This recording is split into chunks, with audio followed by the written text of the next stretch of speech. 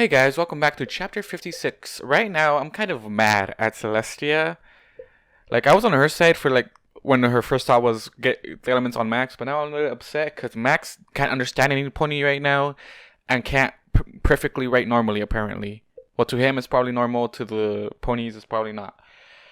Like, how? Also, just in case, I'm probably gonna put classical music, the same gibberish I put the Beethoven Symphony, Moonlight, that I always put in the background for these few chapters, because right now, nighttime, kids playing around, distractions, don't like. So let's just hop right into it. Chapter 56, The Truth of the Matter. Upon waking up, it took me a few seconds to remember why I was sleeping against a wall. As the memories of last night came back to me, I groaned softly and reluctantly cracked my eye open. Sunlight was streaming through the throne room windows. Thankfully, due to my position against the wall, it couldn't reach me. For some reason, the fact caused me to snicker softly. A few of the windows were open, allowing a gentle breeze to wafting along with a soft chirp of birdsong and the scent of flowers. With a yawn, I sat up and glanced blurrily around the room. Sometime during the night, Twilight had shifted in her sleep and had rolled off of me. She was now lying beside me, nestled up against my leg with her chin resting on my thigh. As I watched, she shifted slightly and murmured something inaudible before a small smile graced her lips. A warm feeling welled up in my chest as I watched her. It was hard to believe how fast our relationship had grown within the last few days. Actually, it was hard to believe our relationship had evolved into this, considering that it felt like it was only a month or so ago that she had pulled me out of a crate and proceeded to poke me until I bruised.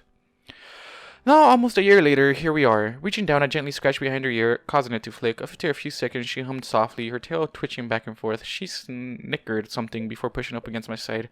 I placed my hand on her head before glancing up and surveying the room. I could see the others piled around the bottom of the throne's dais. They were all still asleep, although how any of them were sleeping through Rainbow's snoring was beyond me. Celestia and Luna were both standing on top of the dais, talking softly with one another. Celestia was staring out one of the windows, a soft smile on her face. I watched them for a few seconds before the nearby clank of metal drew my attention away. Glancing to my right, I blinked in surprise when I saw the battle mages were still standing at attention a few meters away. At least I thought they were the same battle mages, if their coat and mane colors were anything to go by. As I turned my head to look at them, the mare shifted, causing her armor to clink again. She snorted something, to which her partner replied with a nicker.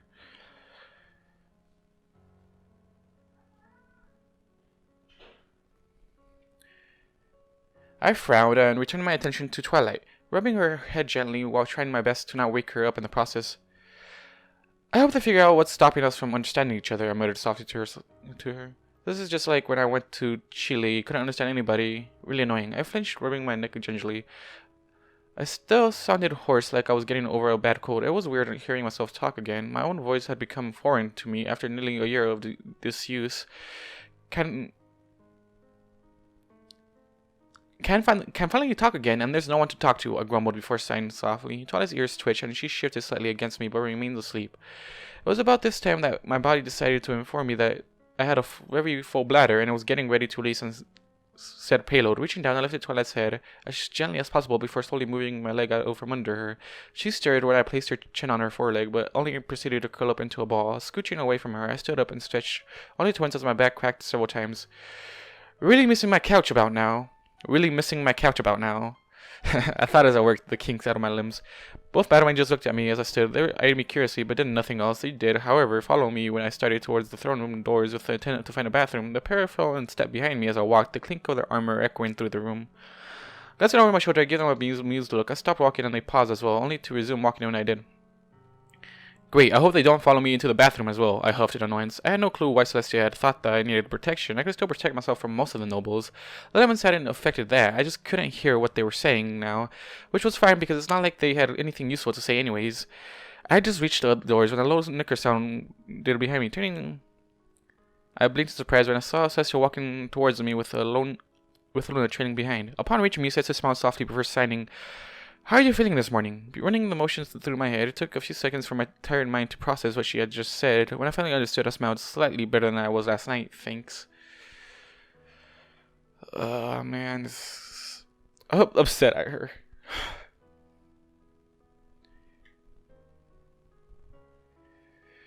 I would like to apologize again for what has happened, Celestia sighed, her ears playing back. I shook my head, still smiling. That's fine, I sighed. You were just trying to help, and technically you did get me talking again. We just can't understand each other now.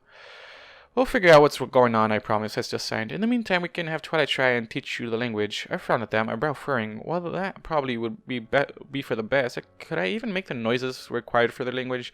It sounded like regular horse nickering, but that didn't necessarily mean that I couldn't replicate it. Glancing back at Celestia, I pointed at myself and said, Max. Glancing back at Celestia, I pointed at myself and said, Max.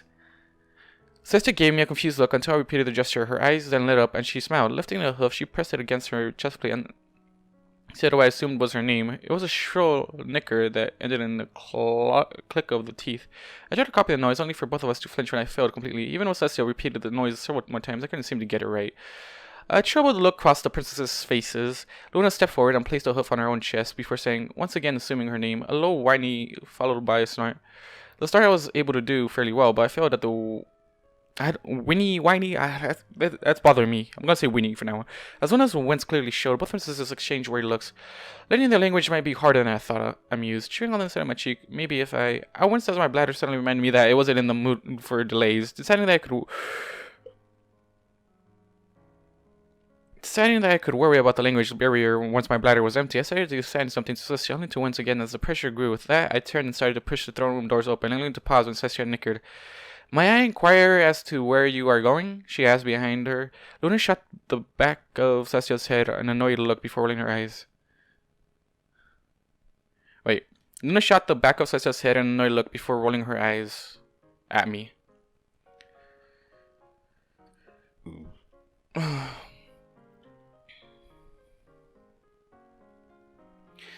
To the bathroom, I replied quickly, resisting the urge to cross my legs and dance in place. I really have to pee, and am I allowed to leave, aren't I?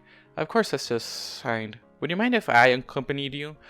Luna nickered loudly, interrupting Celestia. She gave her sister an incredulous look before turning to look at me. Go take care of whatever you need to take care of, she signed. Celestia gave her sister a hurt look, to which Luna sighed and nuzzled her neck. Whinnying softly, Celestia said as well before returning the gesture. I watched the two of them for a few seconds before my bladder twinged. Turning quickly, I pushed the throne room doors open and stepped out into the hall. The battle mages slipped out as well before the doors could fully close again. The three of us hurried down the hall, my ever-constant shadows following faithfully behind me. God damn it, it's...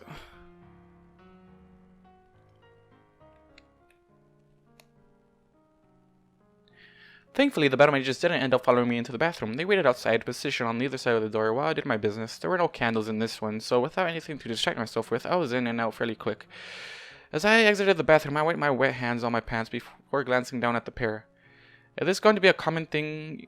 You follow me around everywhere? I asked. I'm motioning between the two of them, because I don't think Twilight's gonna like you two standing in the corner watching us sleep.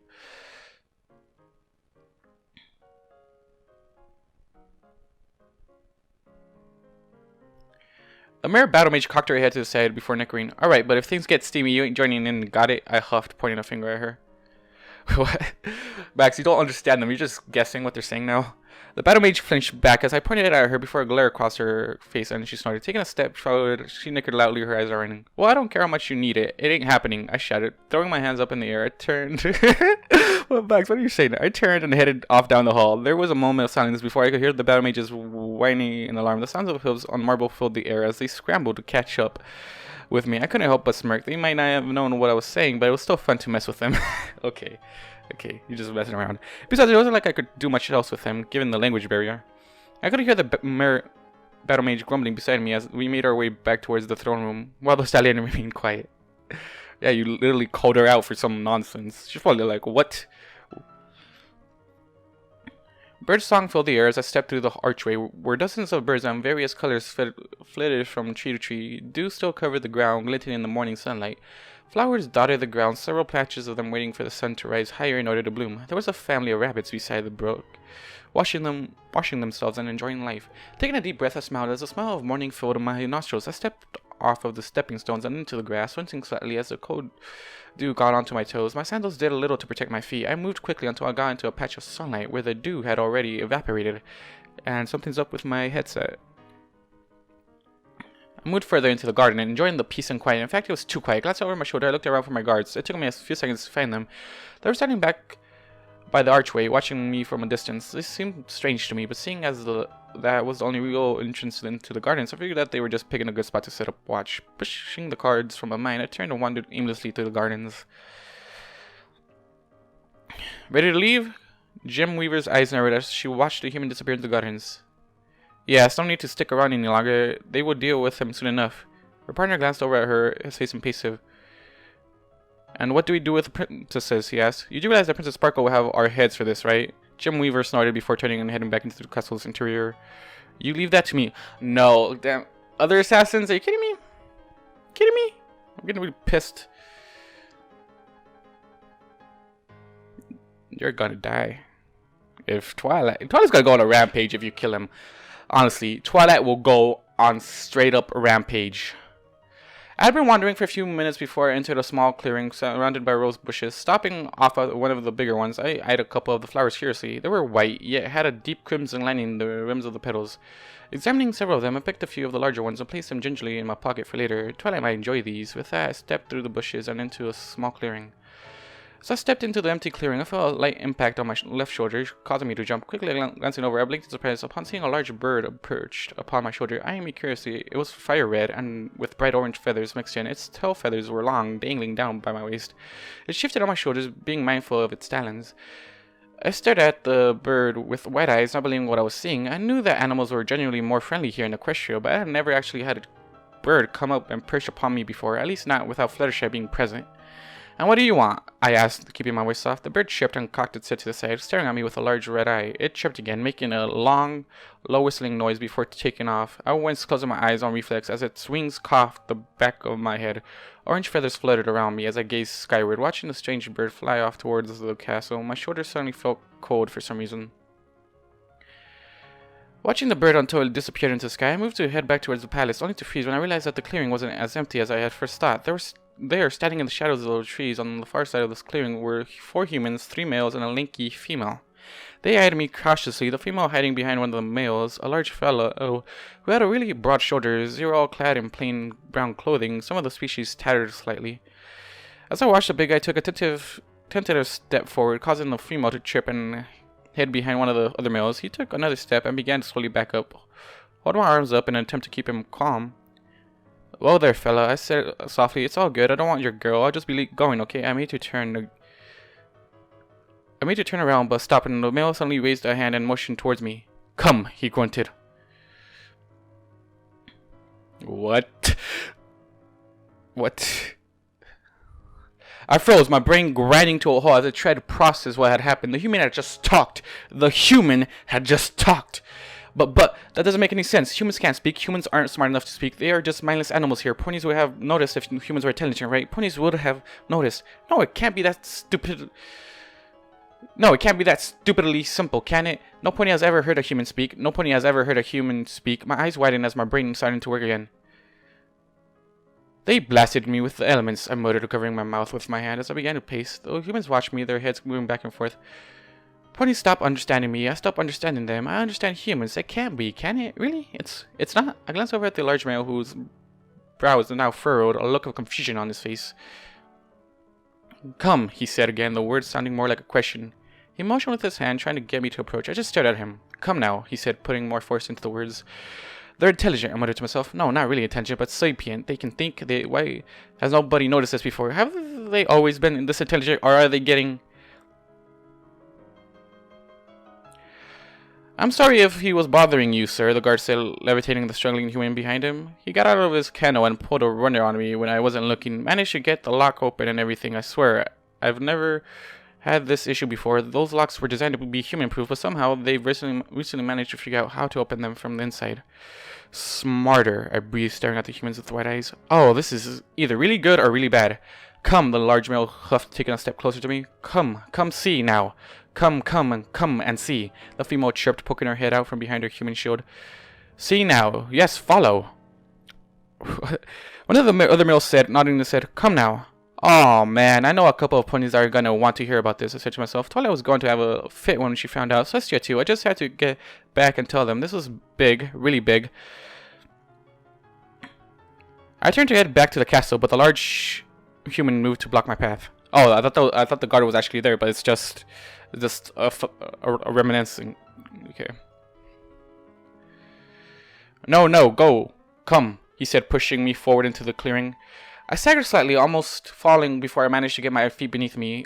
Holy hell, this guy is strong. Glaring at me and pointing up towards the castle, barely visible above the surrounding foliage. No, I'm not going with you. I have to go there. It's important.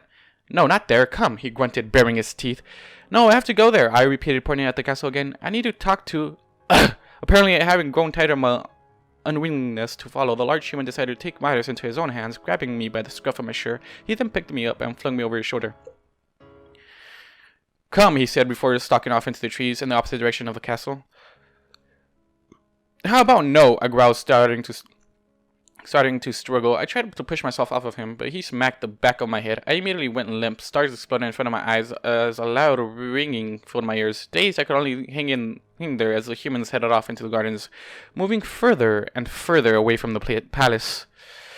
Twilight's perspective. Oh, great. This is bad Max or bad? This good or bad Max? I don't know. Anyways, Twilight. Princess Celestia? Celestia blinked, her ears perking up as a timid voice spoke up behind her. Turning, she gave a nervous look. She gave a nervous-looking Twilight Sparkle soft smile. Yes, Twilight. The smaller alicorn shuffled back and forth awkwardly, unable to look Celestia in the eye. Her wings twitched by her side, furling and unfurling slightly. She opened and closed her mouth several times before sighing heavily and hanging her head. I wanted to apologize for how I acted towards you yesterday, Princess, she murmured, keeping her head lowered. It wasn't your fault the elements did whatever it was they did, and I had no right to take my fear out on you like that. I'm sorry. Celestia stared blankly down at her for a few seconds before a smile slowly spread across her lips. Leaning down, she gently nuzzled the top of Twilight's head. You have nothing to apologize for, Twilight, she said. While it is true that your actions hurt slightly, it's perfectly normal to be distressed when somebody you care about is in trouble, especially with the hormones from stress affecting your judgment. That doesn't forgive what I did, though, Twilight muttered, her ears pressed against her head. You were just trying to help, and I snapped at you. Yes, but you already apologized for that, Celestia said softly. Just remember to try and not take your frustrations out on those who are trying to help you in the future. Can you imagine what it would be like if I took my anger out on those who came to petition to me? Soon nobody would come to me for help. As she finished speaking, Celestia continued to rest her cheek on Twilight's head, enjoying the sensation. Twilight tentatively returned the nuzzle, causing Celestia to hum softly. It had been a while since they had a moment together. Ever since she had sent Twilight to Ponyville to oversee the preparations for the Summer Sun celebration, it seemed like they barely had time for each other anymore. 4 years might seem like a short period of time to one whose life was measured in millennia, but Twilight had grown so much in those few brief years that Celestia felt like she had missed much of her growth. Gently running her nose through Twilight's mane, she inhaled softly, taking in her student's scent. The familiar aroma of lavender that always seemed to follow Twilight around filled Celestia's nostrils, along with a faint, spicy hint of American heat. However, a new fragrance accompanied the old ones. Buried beneath Twilight's natural scent, the faint smell of metal and oaken smoke tickled Celestia's nose, causing her nostrils to twitch.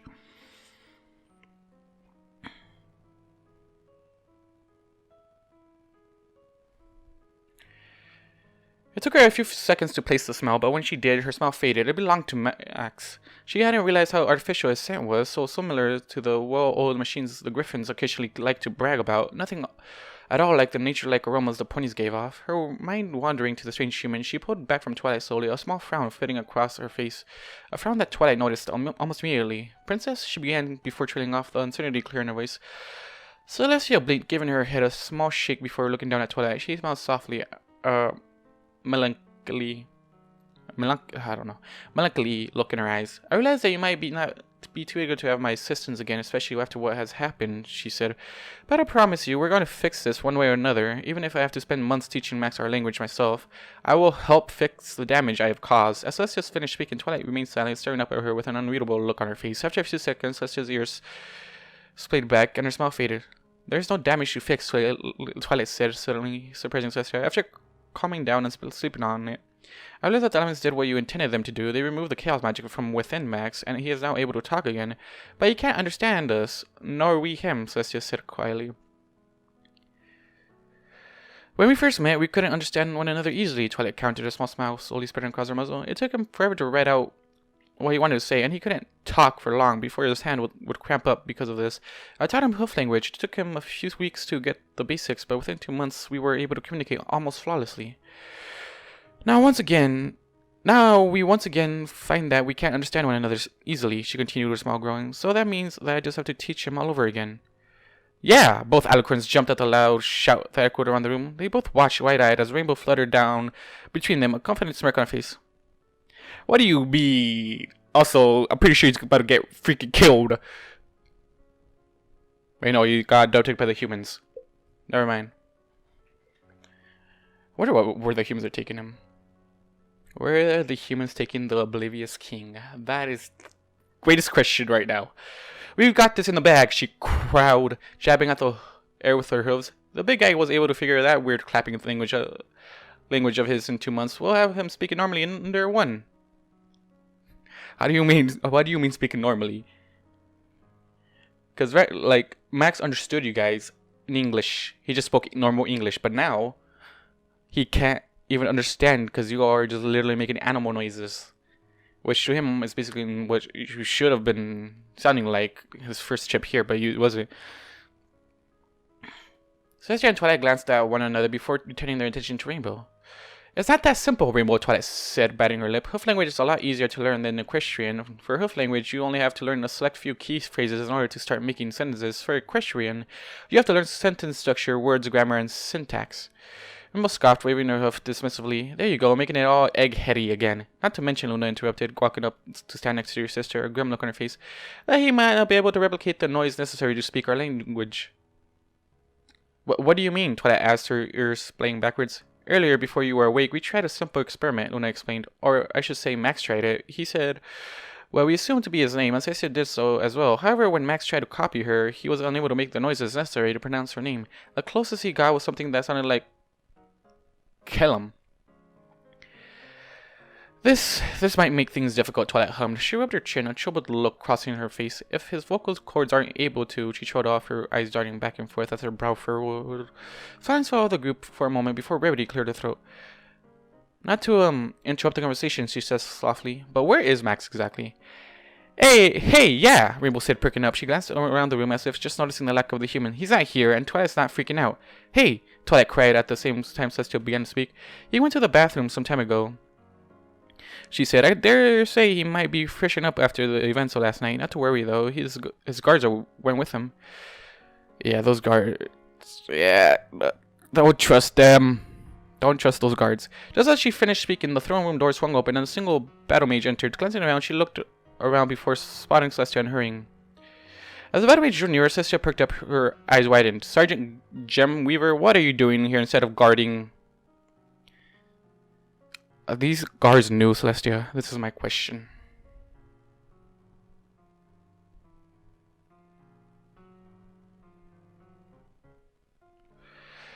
We've got a problem, the battle mage Gemweaver said as she came to a stop in front of the group. And what pray tell is that? Luna asked coolly. Besides the fact you abandoned your charge. That's just it, Gemweaver said, her ears playing back. We followed the anomaly to the bathroom, but didn't follow him in. When he didn't emerge again after a few minutes, I sent Iron Shore in to check on him. There was no sign of the anomaly inside the bathroom, and the window was wide open. I currently have Iron Shore searching the castle for the human, and I came right here to inform you of the situation. Silence fell as the battle mage stopped speaking. Everyone was staring at her, wide-eyed. Max ran off, Twilight whispered in confusion. Seems strange, Luna muttered, her brow furrowing. Why would he wander off like that? Sergeant, Celestia said loudly, turning to look at Gemweaver. The battle mage stood at attention, awaiting orders. I want you to gather several squads of battle mages and search the castle for him. Look in the gardens as well. He has shown a preference for them in the past. Remember, no force. He isn't in trouble. We just want to make sure he's safe. Gemweaver nodded and moved to run off, but stopped when Twilight gasped loudly. Wait, I almost forgot about the tracking spell, she scolded, smiling widely. Gemweaver froze, her entire body stiffening suddenly. Luna gave Twilight a curious look. Tracking spell? Yes, Twilight chirped, happily nodding her head. I placed it on him months ago, back when he was going through his need to find trouble phase, so I could locate him quickly. The spell should still be in effect, though, so finding him should be easy enough. 1 second. As Twilight's horn lit up, Luna blinked before scrunching up her muzzle. Is it common practice nowadays to place tracking spells on one's mate? She muttered, glancing at the others. No one met her gaze. However, and Rarity coughed into her hoof. Not typically, she said weakly. Rarity, don't you dare ruin this for her. Ah, I see, Luna hummed before returning her attention to Twilight. She had a look of concentration on her face, her horn glowing steadily brighter, just as the spell was about to reach its apex. The light around the tip of Twilight's horn sputtered and died suddenly in a shower of sparks. Twilight blinked once, staring up at her horn in confusion. She tried casting the spell again, only to flinch as sparks rained down upon her head for a second time. Eyes widening in horror, she cast the spell for a third time. only to be met with the same results. It's not working, she says shrilly. Are you sure the spell didn't wear off? Luna asks, her tone soft as she tried to calm the panicking Twilight. Yes, I'm sure, Twilight snapped as another shower of sparks cascaded from her horn. I worked last night. I casted it right before Max arrived, and we used elements of harmony. She showed off, a look of dawn and comprehension bleeding in through her horror. The elements, she breathed, staring off into space. They removed all forms of foreign magic from his body, so that means when we blasted him, your spell was removed along with the chaos magic, Sister finished, her eyes widening as well. A small gasp rippled around the gathered ponies as they suddenly realized what was happening. Slowly, Twilight's ears began to lower as her pupils shrunk. I have no clue where Max is. And that's not gonna help her to be comfortable with that. Max's perspective now. When my head had stopped ringing enough for me to become aware of my surroundings, I realized that the humans had somehow managed to climb the walls of the gardens. We were now moving through the outskirts of Canterlot, keeping to the trees and bushes that crept up along a wrought iron fence. On the other side of the fence, I could see one of the streets of Lower Canterlot, broken down buildings and shops lining in the far side. Glancing to the left, I saw a cliff edge a few meters away, dropping down to the mountainside far below. Wincing slightly, I tried to push myself up, only to groan as my head throbbed. The human holding me shifted slightly. Stay, he grunted. I obeyed, if only not to be hit in the head again. The guy packed a punch. I think I'll call him Brute for now. The humans continued to follow the fence, silently making their way through the foliage. The two smaller males walked in front of the large one, with the female bringing up the rear. She eyed me curiously as she walked, her head cocked to the side. Pain? Yes? She asked as the large male jostled me slightly, causing me to wince. Yes, I'm in pain, I growled. Because someone, I glared at the back of Brute's head, hit me harder than he needed to. Need to come, Brute said. What's going? Need to come. I needed to go to the castle, I replied, glaring at the ground beneath me. I have someone I need to talk to, several someones I need to talk to. Now turn around and take me back. Can't, Brute grunted. Need to come, need to see. I'm thinking about changing your name to Tarzan. A huff blood was pulling in my head, making the pounding even worse. At my words, Brute paused, causing the female to nearly crash into him, her head missing mine by inches. Name, he asked, turning his head to look back at me. Yeah, a name, I grunted. It's what people call you. It's who you are. Like, my name is Max. Everyone calls me that. That's who I am. Name? Brute repeated again. Name is Tarzan. I feel like this is a reference to something other than Tarzan.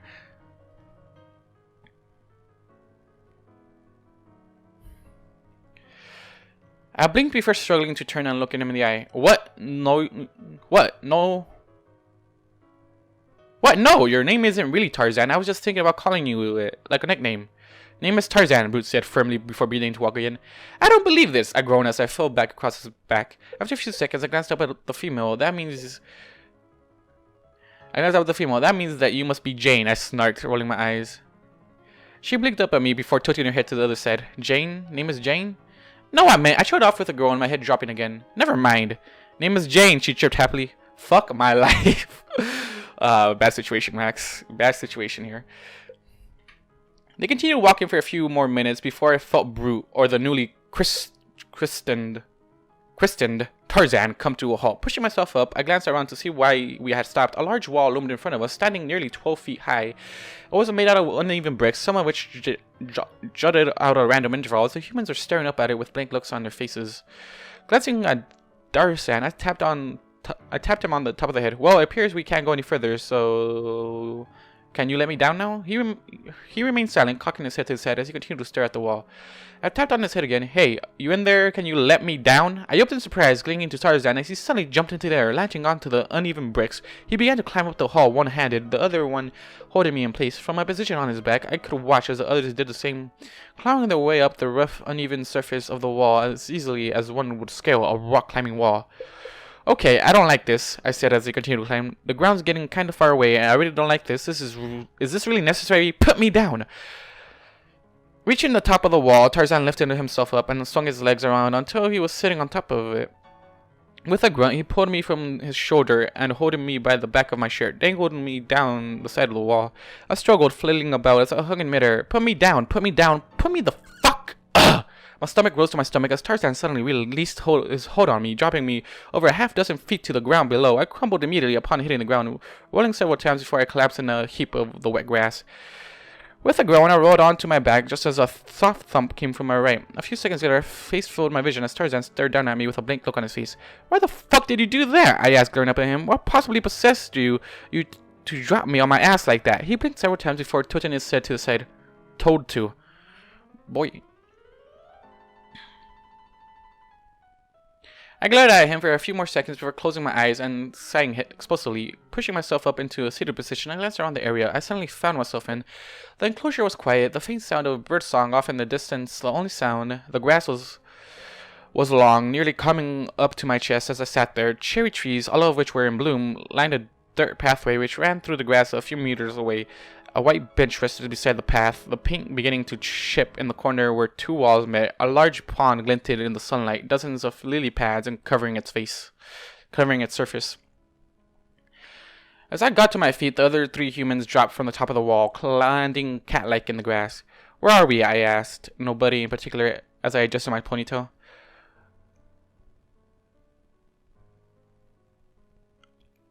No, the female said, moving to stand beside me. "Pony, please, can't stay, need to go." "Where are we going?" I asked, glancing back at her. "Den, you see, come now," she said before beginning to push me along. I resisted for a few seconds before groaning and allowing her to guide me forward. Tarzan moved to pick me up again, but froze as I pointed a finger at him.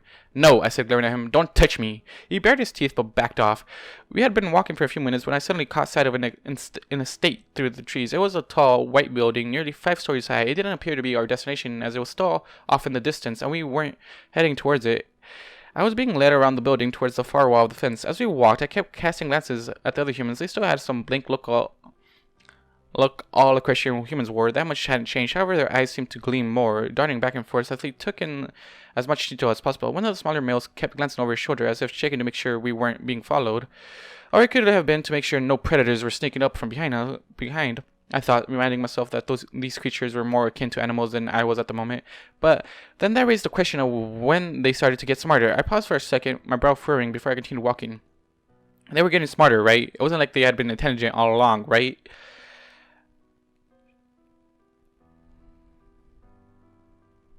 I suddenly froze, my eyes widening in alarm as the thought entered my head. They hadn't been intelligent the whole time. Could they have? I mean, if no one could understand them, could they have been somewhat smart this whole time and nobody knew? And if that's the case, and these humans were really intelligent, then that meant a struggling body on top of me, blood pouring down my arm and body as I sunk the makeshift blade deeper into his neck. The blade sunk into the human's eye with a sickening sound, and he reared back, squealing loudly as crimson liquid poured from the ruined organ. My fists pounded into the body beneath me, the crunch of breaking bones filling the air as I continued to smash away. The girl squirmed beneath me, mouth opening and closing as she gasped pitifully for air. Her eyes glazed over slowly as I continued to choke the life from her.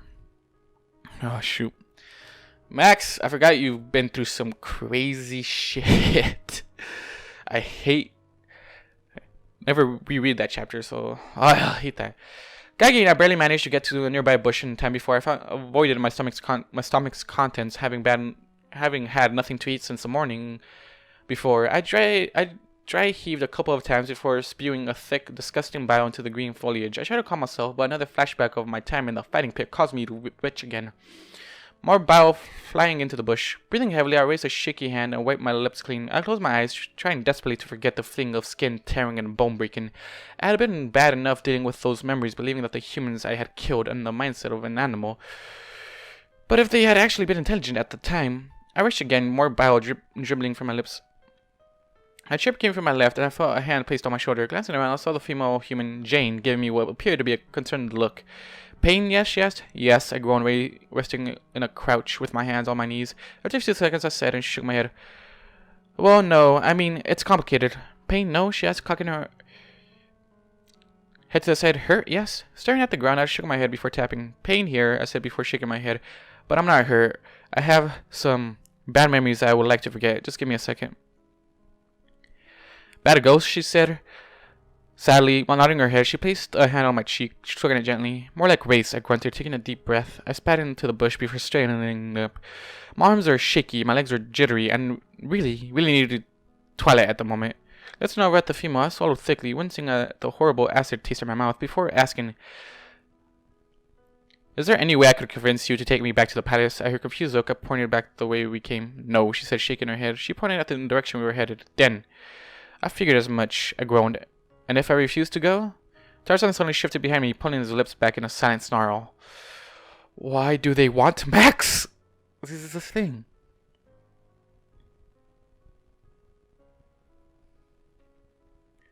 Alright, I get it, I said. Let's get moving then. The humans immediately started moving again, herding me along the dirt path. The two nameless males led the way, while Tarzan brought up the rear. Jane seemed to stick close to my side, double-checking on me every couple of feet. As we walked, I clenched and unclenched my hands, trying to stop them from trembling. We were rounding a bend in the path when the two humans in front suddenly froze, their bodies growing stiff. One of them started backing up, shaking his head. Not there, he muttered, fidgeting. Not there, not safe. This caused both Tarzan and Jane to become agitated as well. With a large hedge in the way, I couldn't see what was that I had to startle them. I tried to move forward to see, but was stopped by Jane. No, she whimpered, placing a hand on my chest and pushing me back. Don't go, not safe. I'm not going anywhere. I'm just gonna look, I said, knocking her hands aside. I ignored her whimpers. I stepped around the hedge, glancing curiously down the path. Hedges bordered the path with blooming cherry trees growing behind them. Several dozen meters away, a small garden fountain trickled away. There was another path on the other side of the fountain, disappearing into the distance. At first I wasn't sure what had spooked them, as the path appeared to be deserted. However, upon closer examination, I saw a pony in a wheelchair parked beside a bench in a small hollow within the hedge, right beneath a cherry tree. I stared at the pony for a few seconds before glancing over my shoulder at the shivering humans. Seriously? That's what scared you? I asked, incredulously, pointing at the pony. Not safe, must go. One of them hissed, eyes darting between me and the half-hidden pony. Wait, it's a pony in a wheelchair. Rolling my eyes, I turned and marched down the path towards the pony, causing the humans to yelp in alarm. Ignoring them, I approached the pony and tilted my head to the side as I tried to get a better look at them. From the body structure, it appeared that they were a mare. She was sitting with her head bowed, her mane hanging in front of her face. A baggy white shirt covered her upper body, straps hanging uselessly from the sleeves. As I drew nearer, I could see a horn sticking out of her hair. My eyes narrowed. Those colors... It couldn't be. How?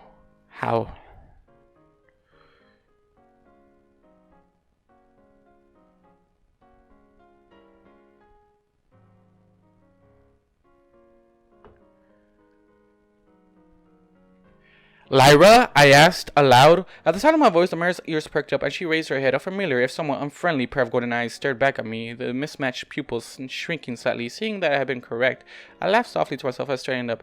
Well, if you're here, I said to myself with a chuckle, I can only assume that the building up on the hill is an insane asylum. Where else would they put a nut like you?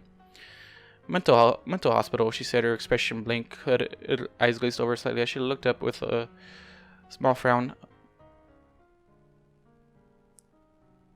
I froze, my eyes widening as I stared down at her. What? They don't like it when you call it an insane asylum, she said before rolling her eyes. They think it'll upset the patients, so they use mental hospital instead. It makes them feel better, like they can actually cure the individuals dumped here. The patients don't care. They're too busy being insane to care what you call the place. Personally, I prefer insane asylum. It's much more accurate, a place to stow the insane.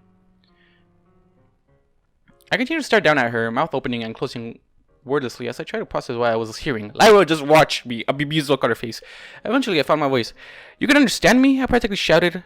I can understand you? You certainly are more talkative than the last time we met, she grumbled, ears pressing against her head. But you can understand me? I stammered, my mind reeling. Yes, I can, Lyra said dully. I think we've been over this before. No, I can understand you and your friends over there. She motioned with a hoof towards the other humans, who were timidly poking their heads around the hedge, fearful looks on their faces. I stared at her blankly for a few seconds before my eyes widened and I held sharply. I can hear them singing, I breathe. Their song burns my soul and sets my resolve ablaze. Lyra's eyes widened as well, as she gave me an incredulous look before grimacing and holding her head in her hooves.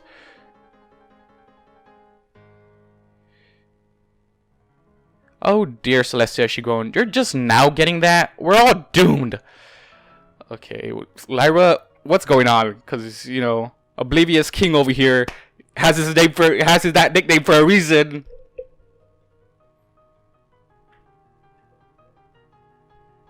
Well, you weren't exactly making a whole lot of sense when you screamed it in my face, I huffed, glaring at her. You could understand humans the entire time. I motioned over my shoulder towards my skirt. You could understand them this entire time? The entire time? Lyra asked, massaging her temple. No, I've only been able to understand them since they've started talking, idiot. It's hard to understand somebody when there is nothing to be said.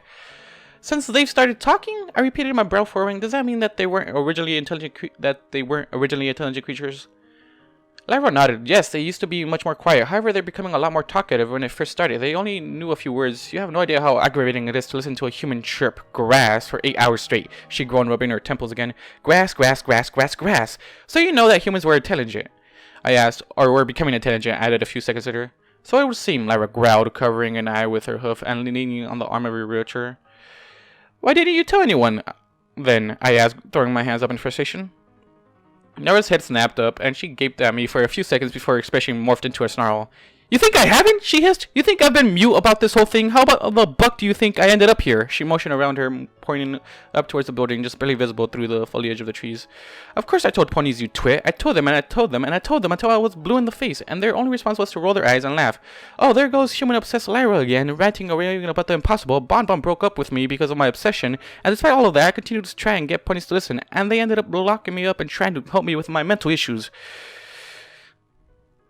Why didn't you tell anyone then? She snarked, leaning back in the wheelchair and glaring at me. Truly, you are the oblivious king. Alright, I get it, I grumbled, rubbing the back of my head. An uncomfortable silence fell around us, Lyra glaring at me while I couldn't meet her eye. After long seconds, I coughed lightly. Revelations are happening. How did this happen exactly? I asked. How did what happen? Lyra huffed. The whole understanding humans thing, I said, motioning between me and her. So far, you're the only one who can understand me, so it can't be natural. It's not, Lyra said, her glare softening. Her eyes slowly drifted upwards, watching the cherry blossoms drifting softly on the breeze. It's also a long story, too. I don't think I have anywhere else to be, I said slowly, glancing over my shoulder at the other humans. They were still hiding mostly behind the hedge, eyeing me and Lyra nervously. Well, Lyra said, drawing out the word, I guess if you really want to know, then I have nothing better to do. I am already hiding from my personal attendant. Her ears flicked over to me for a brief second before she closed them and said, Alright, I'll tell you. As she got comfortable in the wheelchair, I took a seat on the bench beside her. She shifted left and right before snuggling down into the cushion, pulling the shirt tighter around herself. Silence hung in the air as she collected her thoughts, her eyes closed. After nearly a minute of quiet, she opened her eyes and looked up, a faraway look crossing her face. She took a deep breath before beginning to speak. Her voice was soft, the usual bite to its accent, as she began her tale. All this madness, my life falling apart around me, my insanity, it all started at the town of Sandpoint. Oh, this is gonna be a long story because the next chapter is gonna be called Sandpoint. God damn it. Damn, no. Lyra can understand him when he's talking in normal human talk. For Equestrian, damn. I am literally shocked and bamboozled right now. Also, author's note. I like to think that Max was speaking the Equestrian human language the entire time. He just couldn't understand it. That means that every time he growled or yelped, he was shouting out random words like toaster or tax returns. Okay, author. I know he's talking about it. Damn.